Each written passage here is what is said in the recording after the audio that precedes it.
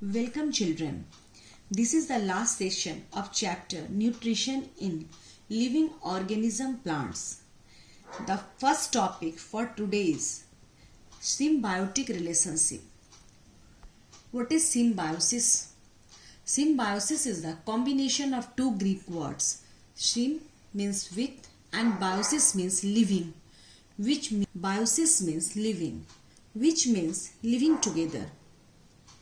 In symbiosis or mutualism, two different types of organisms live and work together for their mutual benefit from each other. They share shelter and nutrients. Example, lichens. Lichens is a living partnership between a fungus and alga. The fungus absorbs water and provides shelter. The alga prepares food by photosynthesis. Examples of symbiotic relationship. A bird sitting on the back of a rhino is an example of symbiosis. The bird gets worms to eat while the rhino gets rid of these worms. Only fungi. This relation also exists between a bee and a flower. The bee helps the plant in pollination. What is pollination?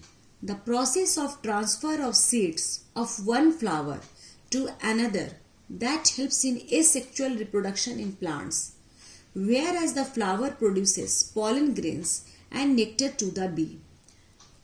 Next topic is replenishment of soil. How do nutrients get replenished in the soil? There are various methods through which nutrients replenished in the soil. Farmers add manure to the soil. Farmers add fertilizers to the soil. Decomposition of dead remains of plants and animals. Decomposition of dead remains replenishes various other nutrients in the soil. The last method is nitrogen fixation. What is nitrogen fixation? Nitrogen fixation is the process of conversion of atmospheric nitrogen into nitrates which form other nitrogen containing molecules in the body of living organism. Plants require a lot of nitrogen to grow and to be healthy. Although a lot of nitrogen is available in the atmosphere, but plants cannot absorb nitrogen in gaseous form. There is a bacterium called rhizobium which lives in the root nodules of legumes such as gram, moong, etc. This bacteria can absorb nitrogen from the atmosphere and make it available for the plants. Rhizobium cannot make its food. Hence, it provides nitrogen to the legumes and returns legumes provide them food and shelter. In this process, nitrogen gas present in the air is converted into ammonia and other related nitrogenous compounds. Hence, it is very useful for farmers. Rhizobium is a bacterium that lives in the roots of leguminous plants. It converts nitrogen from the atmosphere into a usable form that can be utilized by the plants. Look at the diagram of nitrogen cycle. What is nitrogen cycle?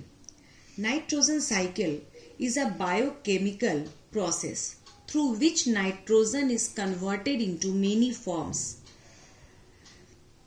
It involves several processes such as nitrogen fixation, nitrification, denitrification, decay and putrefaction. For processes of nitrogen cycle consist of the following steps: nitrogen fixation, nitrification, assimilation, ammonification and denitrification. These processes take place in several stages. It will be taught in higher classes.